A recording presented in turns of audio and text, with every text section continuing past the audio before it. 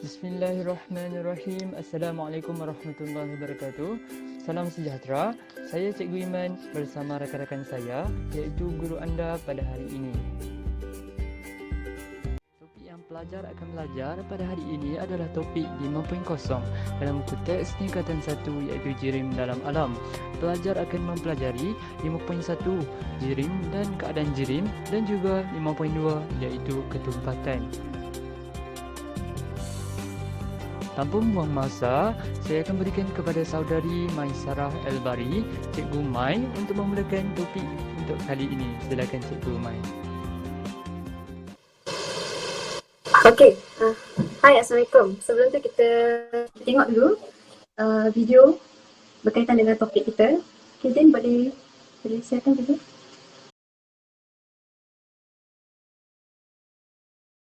Michael dan Jeff sedang berehat di bawah sebatang pokok. Udara di sini sungguh segar. Ia amat menenangkan, kata Michael. Ya, panas matahari juga tidak begitu kuat. Ini membuatkan saya mengantuk, Jeff menjawab. Jeff bertanya, sebut tentang udara, adakah udara jirim atau tidak? Jeff, kita tahu jirim mempunyai jisim dan memenuhi ruang. Adakah awak fikir udara mempunyai jisim dan memenuhi ruang? Michael bertanya. Biar saya fikir. Jika saya mengepam udara ke dalam tayar basikal saya, tayar menjadi lebih keras dan juga lebih berat, Jeff menjawab. Jadi, udara memenuhi ruang di dalam tayar dan ia juga mempunyai jisim. Oleh itu, udara adalah jirim. Jeff menambah. Betul, udara adalah jirim, Michael menjawab. Okey, belajar. Okey, saya rasa semua orang jelas dengan tajuk hari ini. Hari ini kita akan sentuh tajuk 5, Sains Tingkatan 1, Jirim dalam Alam. Jadi saya akan pergi kepada 5.1. Okey, apakah itu jirim? Tadi kita dah tengok video kan, Michael cakap yang jirim tu dia mempunyai jisim dan memenuhi ruang. Okey, jadi ini adalah maksud jirim. Jirim adalah bahan yang mempunyai jisim dan dia memenuhi ruang. Okay? Dan jirim dia terdiri daripada zarah-zarah yang kecil dan diskret. Dan untuk jirim ni, dia terdiri juga daripada benda yang hidup dan juga benda yang bukan hidup. Jadi as long as benda-benda tu mempunyai jisim dan memenuhi ruang, dia adalah jirim. Jelas tak bahagian tu? Jelas. Okay. Seterusnya kita akan pergi kepada next slide. Okey, kita akan pergi kepada klasifikasi bahan kepada jirim dan juga bukan jirim. Okey, kita tengok kepada jirim. Okey, so dekat jirim tu, gambar bagi jirim tu, awak boleh tengok kat situ dah ada contoh-contoh jirim. Contohnya macam kucing, macam apa ni? Daun, okey, batang pokok, tumbuhan. Okey, dan contoh lain macam manusia, haiwan, udara, air, tanah. Okey. So maybe siapa? Azim boleh beri saya contoh lain tak untuk benda hidup jirim yang terlintas di kepala awak sekarang ni? Atau yang lain, putih ke? Ada contoh lain? Tak kisah apa saja, as long as dia ada jisim dan memenuhi ruang, dia adalah jirim. Okay, contoh macam yang ada dekat depan saya sekarang, pensel. Pensel adalah yes, meja, betul? Okay, and then untuk bukan jirim, apa yang benda yang bukan hidup? Tadi awak bagi benda bukan hidup. Benda hidup apa dia? Contoh, noris, putih noris. Apa dia benda hidup yang yang kita panggil jirim? Putih noris saja? Bunyi? Okay, so benda hidup, contoh macam kita lah manusia, okay, kucing, harimau, itu dipanggil jirim. Okey, seterusnya kita akan pergi kepada bukan jirim. Okey, kalau awak tengok dekat sini ada gambar api. Okey, api dia menghasilkan haba dan cahaya. Okey, jadi haba dan cahaya adalah salah satu contoh bukan jirim. Boleh klik kat info. Okey, so ini adalah contoh yang lain bagi bukan jirim. Okey, bunyi, suhu, masa, perasaan. Okey, saya nak tanya, kalau fikiran tu bukan jirim ke jirim? Saya nak tanya siapa tahu. Siapa tahu dia? Bukan. Okey, Syafata. Fikiran tu jirim ke bukan jirim? Bukan jirim. Okey, kenapa bukan jirim? Sebab hmm, Apa ciri-ciri jirim? Dia ada desain tak? Memenuhi ruang. Okey. mempunyai desain dan mempunyai ruang. Okey, fikiran kita adalah bukan jisim sebab dia tak ada, bukan jirim sebab dia tak ada jisim dan dia tidak memenuhi ruang. Okey. And then seterusnya kita pergi kepada next slide, keadaan jirim. Okey, untuk keadaan jirim ada 3 iaitu pepejal, cecair dan gas. Kita pergi kepada pepejal. Boleh klik pepejal. Okey. So pepejal dia mempunyai bentuk yang tetap. Okay, ini ciri-ciri yang pertama. Kemudian dia mempunyai isi padu yang tetap. Dia tidak boleh dimampatkan dan dia tidak boleh mengalir. Okay, contoh macam batu ni. Okay, batu dia ada bentuk tetap. Tidak ada ciri-ciri yang dinyatakan di sini. Okay, kemudian kita pergi kepada cecair. Okay, cecair, ciri-ciri dia mengambil bentuk bekas. Okay. Kemudian dia mempunyai isi padu tetap. Dia tidak boleh dimampatkan dan dia mengalir dari aras tinggi ke aras rendah. Okay, bila awak tuang air, dia akan turun dari atas ke bawah. Okay, tak pernah lagi air dituang dari bawah ke atas. Okay, and then gas. Okay, gas pula ciri-ciri dia mengambil bentuk keseluruhan bekas. Okay, dia mengisi bekas penuhnya, dia boleh dimampatkan dan dia mengalir ke semua arah. Okay, contoh macam gas di dalam belon. Okay, kalau awak tiup belon, okay, udara tu akan memenuhi permukaan belon tersebut sehingga kembang. Okay, kemudian yang seterusnya, next slide.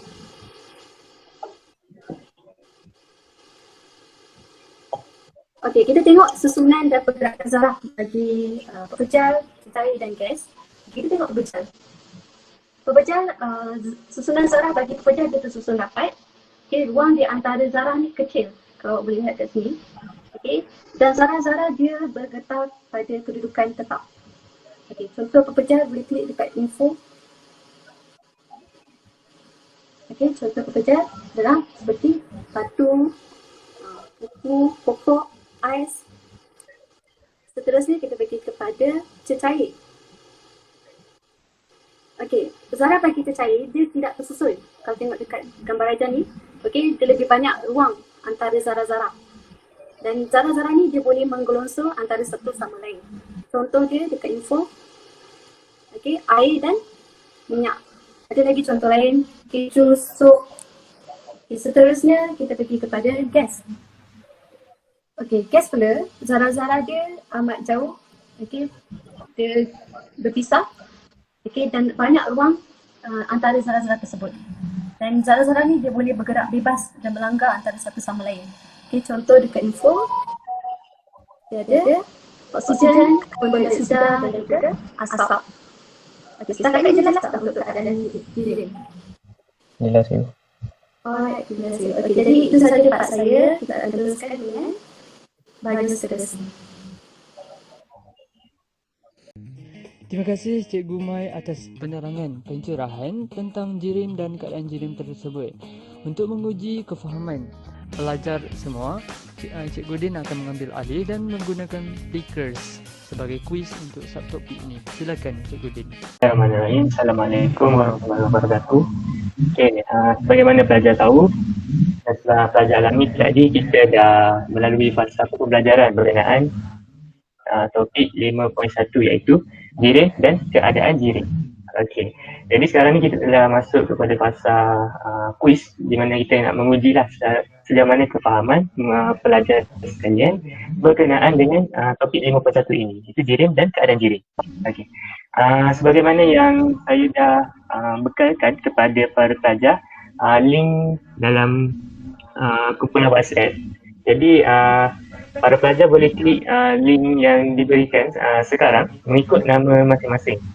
Seperti nama link pada nama Syafatah, nama Hazi Irfan, nama pada Putih dan juga pada Amir.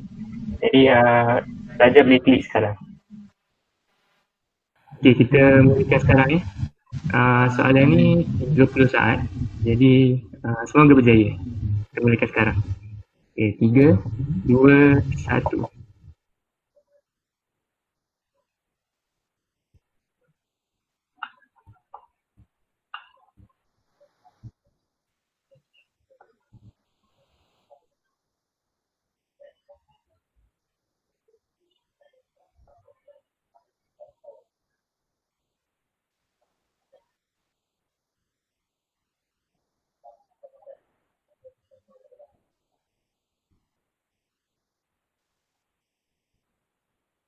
Okey, kita tengok untuk apa tu jawapan bagi soalan yang pertama. Yang soalan ni berbunyi, yang manakah antara berikut bukan jirim? Okey, kita review answer dia. Alright, Hubble. Okey, seperti mana Cikgu Mai katakan pada sesi pengajaran beliau tadi, Hubble merupakan bukan jirim. Okey. Okey, kita teruskan dengan soalan yang kedua. Bersedia untuk menjawab? 1, 2, 3.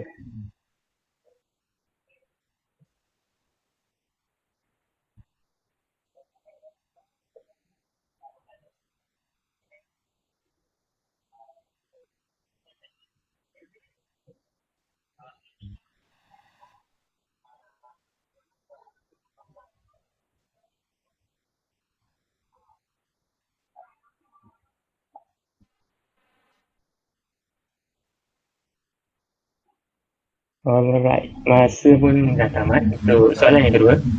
Jadi kita lihat pada jawapannya untuk soalan yang kedua ni. Jirim adalah bahan yang mempunyai gisim dan memenuhi ruang. Okey, next itu soalan yang ketiga. Kita mula 1, 2, 3.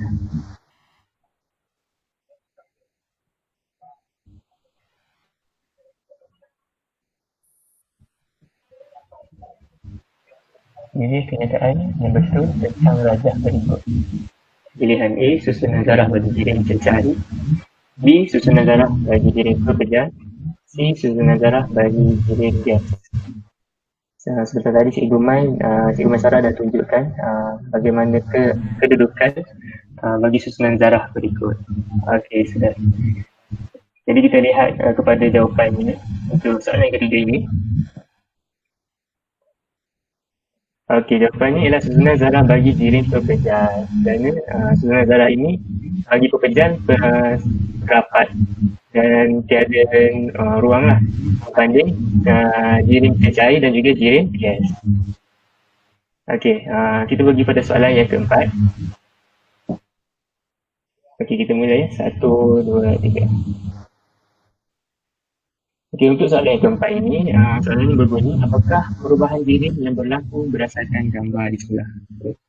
Gambar di sebelah ni kita dah tengok ada ais yang diletakkan dan sedang mencair.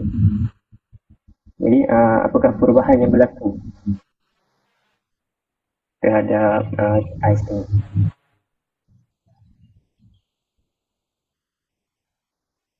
Okey, masa sudah tamat. Jadi kita lihat kepada jawapan sebenar untuk soalan nombor ini. Okey, jawapannya bekerja sebagai cair. Kerana ais ni mempunyai bentuk dan bertukar kepada cecair. Cecair ialah air yang mengalir lah di bawah dan di tepi ais ni. Okey, kita terhati kepada penamatnya untuk kuis ini. Soalan yang kelima. Okey, bersedia? 1, 2, 3.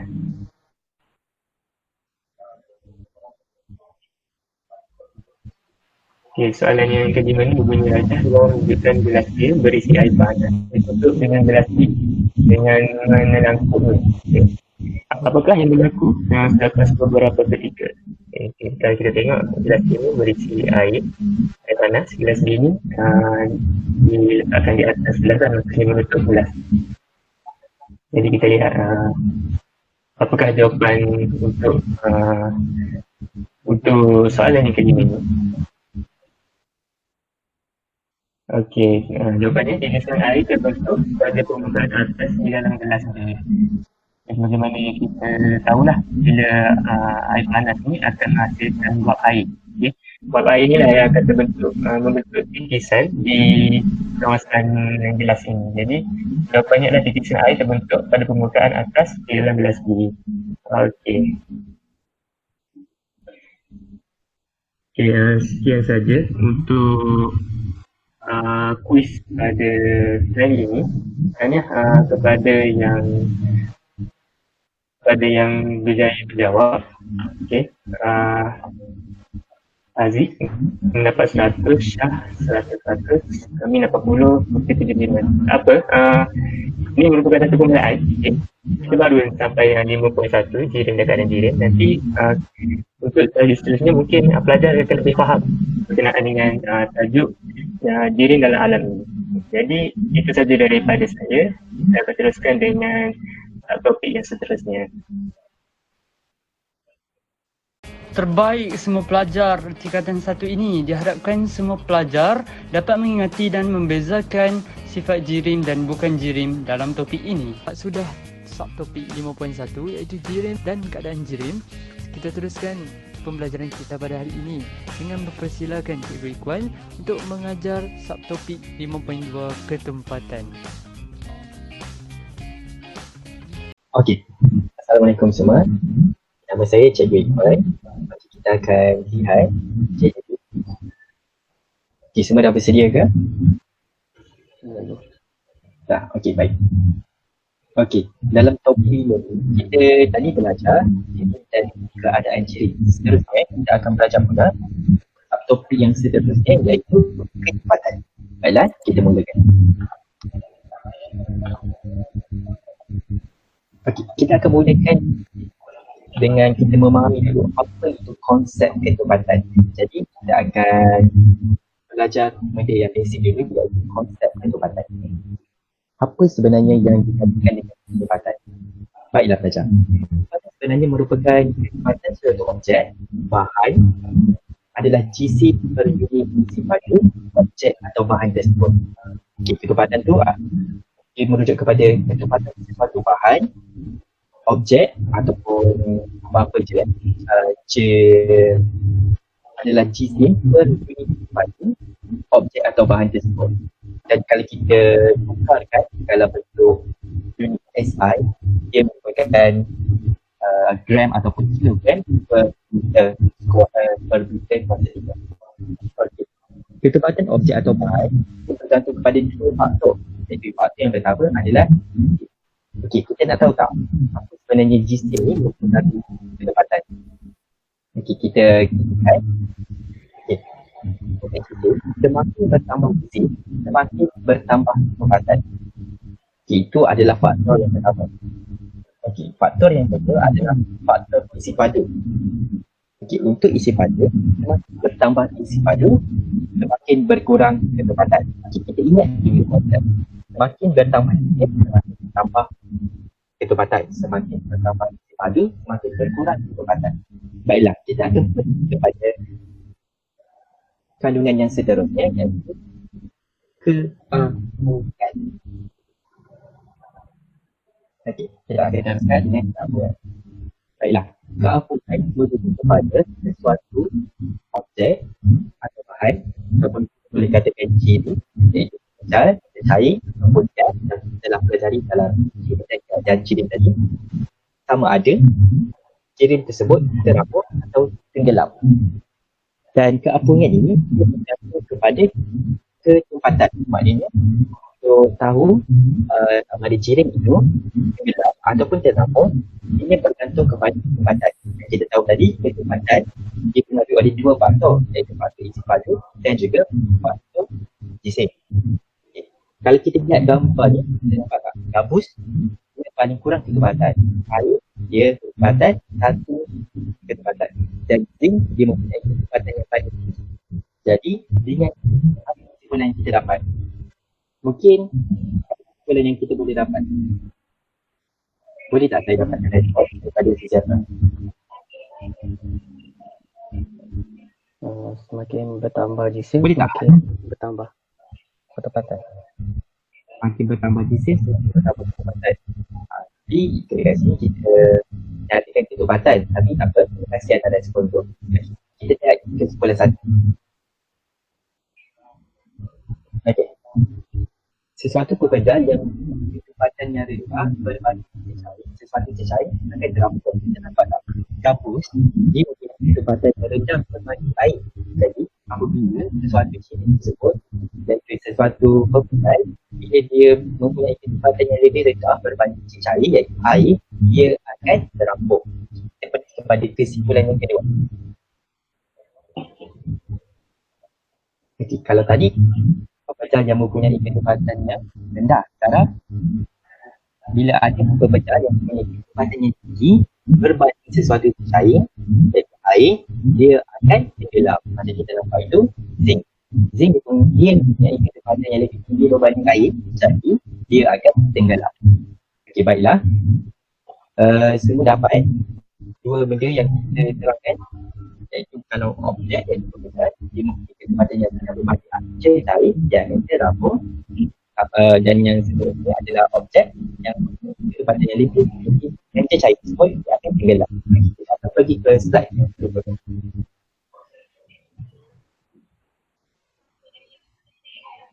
Okey, ini merupakan contoh satu. Mungkin Aziz boleh beri tak jawapan untuk nombor 1 dan 2. Nombor 1 dan 2 itu merupakan pekerjaan. Okey, mana satu ke atas, mana satu ke bawah? Satu kabut 0.25 kan. Okey, nombor 2. Nombor 2 tu kaca 2.5 gram per centimeter square. Okey, kenapa Hazim katakan itu jawapan dia? Sebab gabus kalau dia kalau ketepatan dia tinggi, benda tu akan terapung. Dan kalau ketepatan tu rendah, betul, kalau ketepatan kalau ketepatan tu tinggi, dia akan tenggelam. Kalau ketepatan tu rendah, dia akan terapung. Okey, dan jawapan yang diberikan oleh Aziz itu betul, tapi dia bergantung kepada cair tu. Okey, untuk jawapan nombor 3, mungkin saya nak Syafatah. Apa nombor 3 tu? Cair mana yang berada di atas sekali?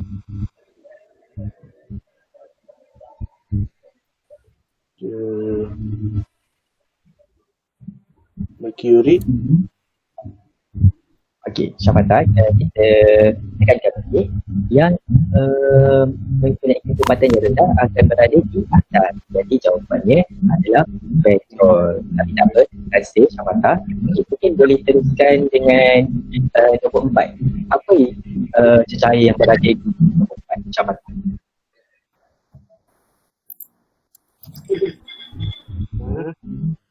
Cecair yang berada di nombor 4. Tak kenal apa. Cecair yang berada di nombor 4.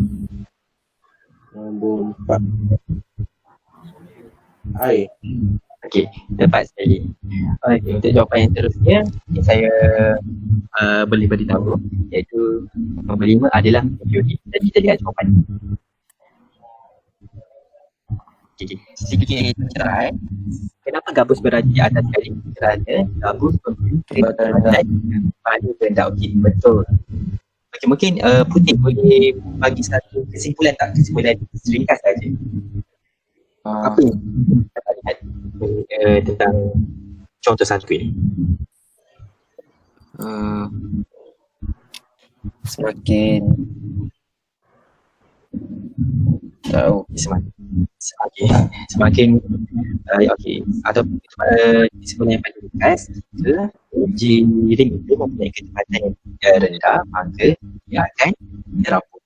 Dan jiring yang mempunyai kecepatan yang tinggi, dia akan tenggelam. Harap dapat ya. Kita akan pergi kepada sub seterusnya, kita bandingkan seterusnya. Okey, mungkin kalau itu contoh-contoh daripada eksperimen, dan sekarang ini kita akan pergi kepada kecepatan dan terapkan dalam kehidupan. Okey, semua nampak tak gambar ni? Gambar apa? Ini gambar pelon udara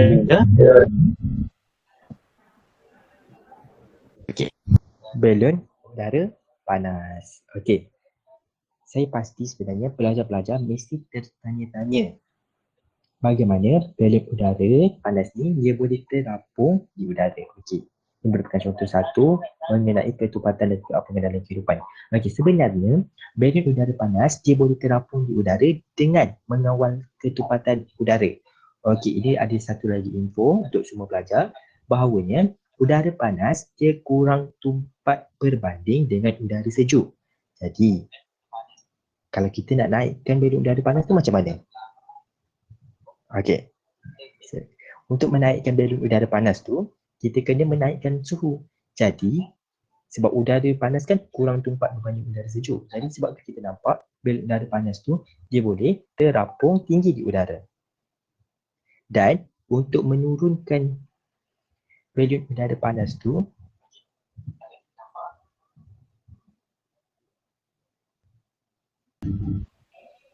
kita kena turunkan suhu. Okey, sedikit info untuk balon udara panas ni. Kita pergi kepada info tambahan.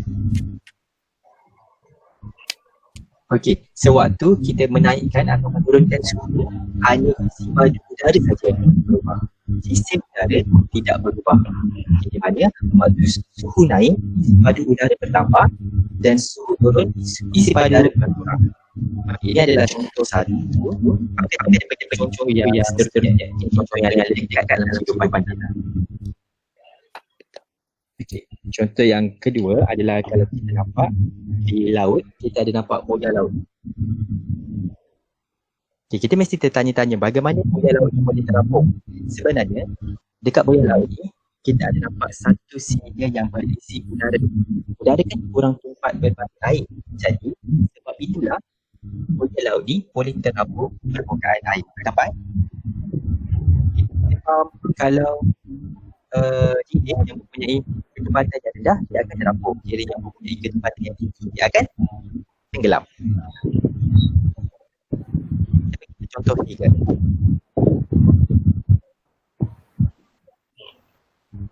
Okey, ini antara dalam contoh implementasi pembalakan.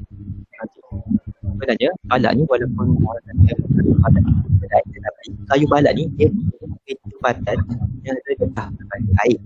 Jadi sebagai setengah industri pembalakan menggunakan cara ini untuk mengangkut kayu balak yang mungkin ada kilang berdekatan dengan muara sungai. Jadi kena ingat juga tak semestinya kalau kita nampak benda berat dia lebih tumpat. Tak semestinya kalau berat dia akan tumpat. Okey. Terusnya kita pergi kepada contoh yang keempat.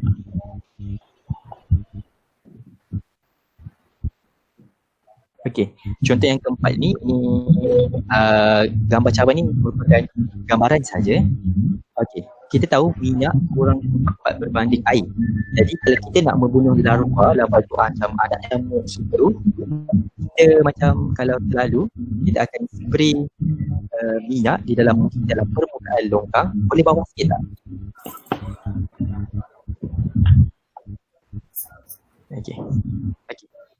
Kita akan spray di permukaan dalam longkang dan nanti kita akan lihat bahawa minyak itu akan timbul di atas permukaan air dan oksigen tidak dapat masuk, jadi lava-lava yang berada di permukaan air tersebut akan mati. Jadi ini mungkin satu contoh yang paling dekat dalam kehidupan kita. Jadi kita faham jirim yang mempunyai ketepatan yang rendah dia akan terapung, manakala jirim yang mempunyai ketepatan yang tinggi dia akan tenggelam.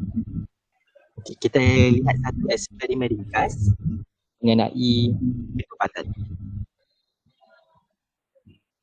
Okey, ini sebenarnya adalah eksperimen sesaran air. Okey, mungkin Putih boleh terangkan kenapa hidrogen boleh terperangkap dekat dalam kelalan. Sebab dia punya ketepatan rendah.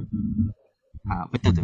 Kat sini pun kita dah letak dua maklumat berkenaan dengan ketepatan air dan hidrogen. Jadi dalam eksperimen sesaran air, macam mana hidrogen boleh berangkat dekat kelalang tersebut disebabkan oleh air mempunyai ketepatan yang tinggi berbanding hidrogen. Okey. Semua dapat? Dapat. Okey. Untuk kita lebih faham mengenai ketepatan, kita akan jalankan satu eksperimen yang akan dibuat oleh Cikgu Syahwanda. Jadi, saya harap konsep mengenai ketepatan dan juga keampunan dapat dipahami. Okey, seterusnya kita akan melakukan eksperimen dengan Cikgu Wanda. Terima kasih semua. Rasanya para pelajar telah mendengar apa yang Cikgu Kuan telah mengajar. Bagi menguji kefahaman pelajar untuk subtopik 5.2 ini, saya berikan kepada Cikgu Syahwanda untuk mendemonstrasikan eksperimen 5.2 iaitu ketepatan. Silakan Cikgu Wanda. Baik. Assalamualaikum dan selamat datang kepada adik-adik sekalian, iaitu merupakan pelajar-pelajar saya pada hari ini. Sekarang adik-adik semua sedang berada dalam segmen eksperimen. Okey adik, dalam eksperimen kali adik semua setelah abang tengok sebelah cikgu tengok daripada Cikgu Maisarah pergi kepada Cikgu Din, Cikgu Iman, adik-adik semua nampak sangat stres. Okey adik, untuk membuat adik-adik lebih suka kepada sains ni, kita akan buat satu eksperimen dan kita akan membuat pelbagai-bagai latar belakang muzik yang mana akan membuat kita lebih terhibur.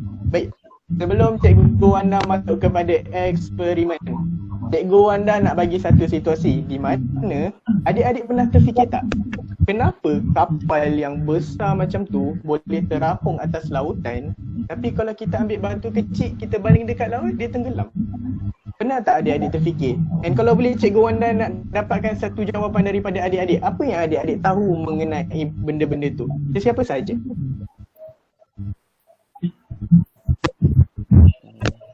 Saya Boleh. bawa kapal tu mencari ketepatan yang rendah, batu di terapung, dan batu tengahnya ketepatan yang tinggi. Alright. Lagi? Putih? Putih, Amin, tak nak cuba jawab? Saya.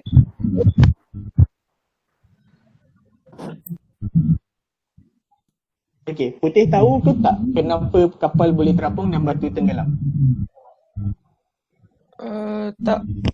Tak. Okey. Baik. Okey, terima kasih kepada Haziq kerana berjaya menjawab soalan dengan betul. Baik, okey, terima kasih. Terusnya, betul apa yang dikatakan oleh Haziq di mana kalau sebuah kapal tu terapung adalah kerana di bawah kapal tersebut terdapat rongga-rongga yang memenuhi udara dan ia membuatkan kapal itu mempunyai ketumpatan yang rendah. Baik, untuk lebih jelas, untuk adik-adik semua faham, nampak gambar macam mana objek ni terapung, macam mana objek ni tak terapung, kita akan jalankan satu eksperimen. Baik, di mana depan cikgu ni ada 1.5 liter air, isi padu air, dan cikgu akan menggunakan pemadam, gunting, pena buku, pensel, pen marker dan pembaris. Baik, cikgu akan masukkan semua ni secara serentak dan adik-adik semua boleh tengok apa yang akan terjadi. Baik, kita mula.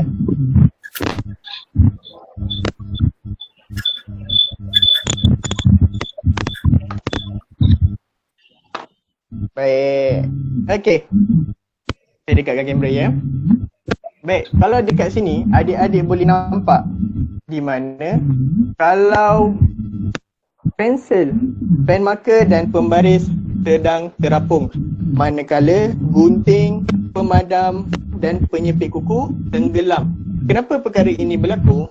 Adalah kerana ia merupakan ketumpatan sesuatu objek tersebut.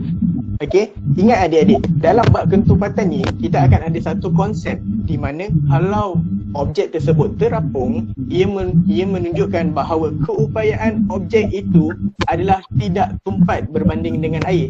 Tetapi berbeza pula dengan objek yang tenggelam. Dia merupakan objek yang lebih tumpat daripada air. Okey, boleh faham dekat situ semua? Boleh. Okey, baik. Sekarang dalam ni, cikgu ada 4 orang pelajar. Cikgu nak tanya, setiap seorang perlu berikan cikgu satu objek yang terapung kalau betul-betul pelajar-pelajar cikgu memahami apa yang sedang cikgu jalankan. Kita mulakan dengan Haziq, Objek selain daripada kelas. selain daripada objek yang ada kat sini, objek apa lagi yang kalau Haziq letak atas air, dia akan terapung? Menunjukkan ketepatan dia rendah. Contohnya gabus. Kabus. Bagus. Okey, Amin. Jangan sorok-sorok, Amin. Gayung air. Apa dia? Tembok. Tembok air, gayung. Baik. Putih. Minyak. Baik. Dan yang terakhir sekali, Syah Fatah. Botol. Botol. Baik. Bagus. Pandai-pandai belaka. Satu tepukan untuk anda. Okey, baik. Setelah kita tahu ketepatan terhadap sesuatu objek tersebut, cikgu akan membuat satu eksperimen yang seterusnya di mana ia menggunakan tanah liat. Baik, cikgu nak tahu kalau cikgu letak tanah liat ni dalam air, adakah ia terapung ataupun tidak? Tidak. Tidak. Baik, kita mulakan. Nampak? Dia apa? Dia sedang terapung.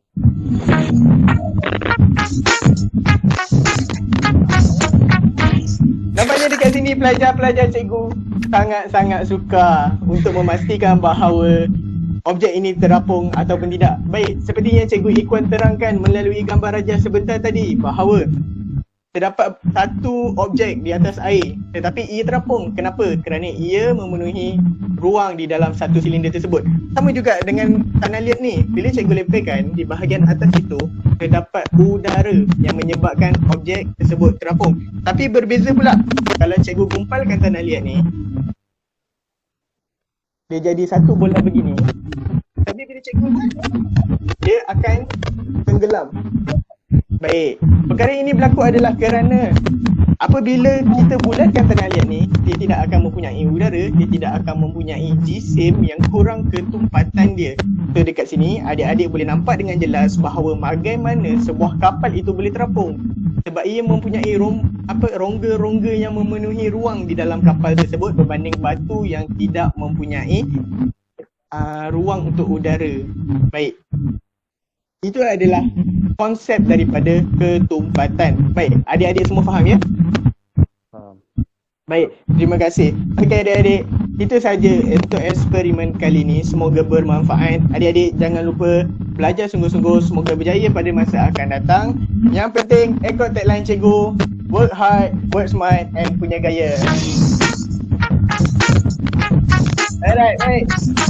Terima kasih kepada pelajar-pelajar sekalian. Anda semua akan berjumpa dengan moderator kita, Iman. Siapakah cikgu Iman itu? Nantikan dan anda akan melihat siapa dia seterusnya. Abas saya ucapkan kepada pelajar semua kerana telah tamat pembelajaran 5.1 dan 5.2 ini. Yang keluar dulu, kita telah hampir kepada penamatnya. Kita teruskan dengan cikgu yang istimewa supaya para pelajar dapat membuat refleksi tentang apa yang telah dipelajari pada hari ini. Okey, bismillahirrahmanirrahim. Assalamualaikum warahmatullahi wabarakatuh. Nama saya Cikgu Iman, boleh panggil saya Cikgu Iman. Okey, baik. Cikgu seronok pun itu bersemangat. Okey.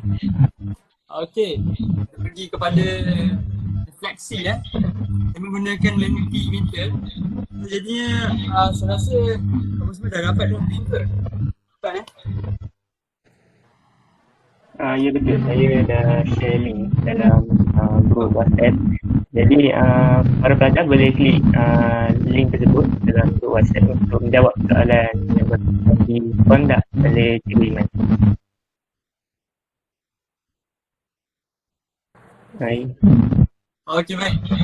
Okey, bagi siapa yang tidak boleh membuka link tu, jangan risau. Just tengok je balik untuk website www.menti.com. Bersemasakkan kod 415994. Okey, baik. Pelajar boleh, saya kira pelajar boleh menjawab soalan ini. Ini merupakan soalan yang pertama. Jangan risau, itu soalan saja.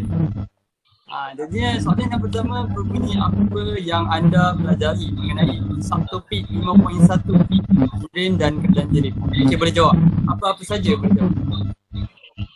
Okey, kita dapat jawapan yang pertama. jirim memenuhi ruang dan mempunyai jisim. Ya, betul.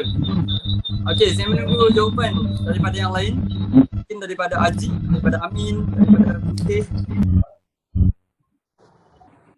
Okey, yang lain boleh ke? Apa kita tunggu yang lain? Tahu. Okey, jawapan yang sama di sini. Jisim memenuhi jisim memenuhi jirim ke? Ni salah ni. Jirim. Maafkan saya. Jirim mempunyai jisim dan memenuhi ruang. Betul. Okey. Jawapan dia sama dengan jawapan yang pertama, jangan risau. So betul. So jawapan kita yang teruskan, jawapan kita yang ketiga. Jirim ada 3 bahagian, iaitu pepejal, udara dan cecair. Okey, betul. Sebenarnya udara di sini bermaksud dia adalah gas. Okey. 3 bahagian di sini adalah keadaan jirim. Okey. Terus kepada jawapan yang keempat. Semakin bertambah jisim, semakin bertambah tempatan. Ya, betul. Kalau apa yang adik dengar, apa yang Cikgu Ikon cakap, saya ada catat dekat sini juga. Makin bertambah tempatan, bila tempatan bertambah, jisim tu akan tenggelam. Kalau okey, baik. Ini merupakan subtopik yang kedua, iaitu ketumpatan. Subtopik 5.2 ketumpatan. Jadinya saya minta semua pelajar menyatakan kesimpulan mengenai subtopik 5.2 ketumpatan. Silakan. Apa-apa saja yang anda telah belajar. Jangan risau. Semua jawapan anda betul. Kalau salah, kita betul. Okey, jawapan yang pertama, jika ketempatan kurang, maka bahan akan terapung. Baik, betul? Okey, jawapan yang kedua, semasa menunggu jawapan-jawapan yang lain. Okey, baik. Jawapan yang kedua, semakin bertambah jisim atau objek, semakin bertambah ketempatan. Ya, betul. Okey, kita teruskan jawapan yang ketiga. Sekiranya sesuatu objek lebih 4, maka objek akan tenggelam. Ya, betul. Okey. Kita terus. Semakin tinggi jisim, semakin tinggi ketempatan. Baik-baik Cikgu Syawanda lawak. Okey Cikgu Syawanda lawak Cikgu Syawanda, satu tepukan please. 5 satu tepukan. Okay, saya kira telah tamat untuk saya punya bahagian dan saya kira tamatlah untuk semua bahagian-bahagian yang lain. Okey, saya teruskan kepada hasil pembelajaran dan tengoklah muka saya di dalam buku, iaitu animation yang kami telah sediakan. Okey, sekali lagi Syawanda, kan? Boleh Cikgu Iman. Kata Syawanda. Okey. Alhamdulillah, tamat sudah pembelajaran secara dalam talian pada hari ini. Diharapkan para pelajar dapat menyatakan bahawa hampir semua benda yang wujud dalam alam adalah jirim dan mempunyai jisim dan memenuhi ruang. Selain itu, pelajar dapat menyenaraikan beberapa contoh jirim dan bukan jirim. Seterusnya, pelajar dapat membandingkan dan membezakan susunan dan pergerakan zarah-zarah bagi 3 keadaan jirim, iaitu dalam keadaan pepejal, cecair dan gas. Di samping itu, pelajar dapat mendefinisikan konsep ketepatan dan menghubung kaitkan mengapa ada objek dan cecair yang timbul.